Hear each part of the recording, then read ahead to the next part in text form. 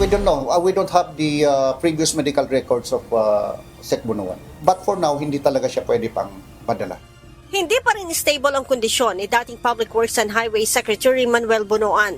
Dahil dito, bigo ang dating kalihim na makadalo sa kanyang arraignment sa Sandigan Bayan na nakatakda kaninang umaga. Nakatakda din sanang resolbahin ngayong araw ang hiling nito na hospital arrest.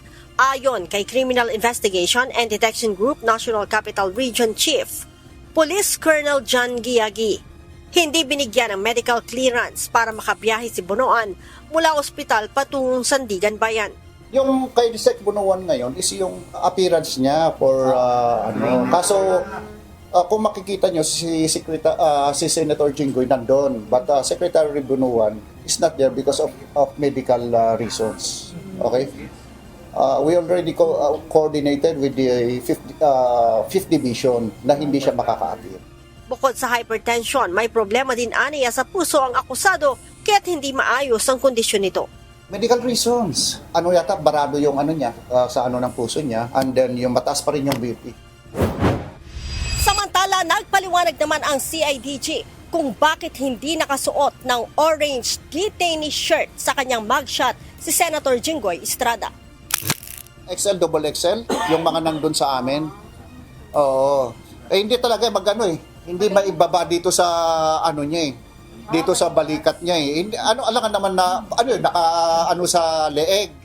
Nanindigan din ng CIDG na nasunod lahat ng proseso at walang special treatment na ibinigay sa senador.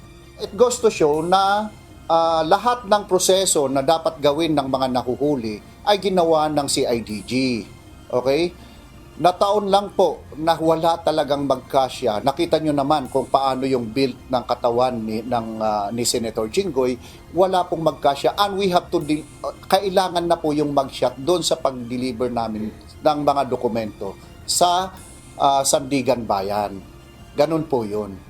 Wala po itong special treatment. Si Senator Jinggoy at dating Secretary Bunoan ay kapwa-akusado sa kasong graft at plunder sa maanumalyang flood control project ng gobyerno. Leia Ilagan, UNTV, News and Rescue. Diyos ang aming sandigan, serbisyo publiko ang aming pinahahalagahan.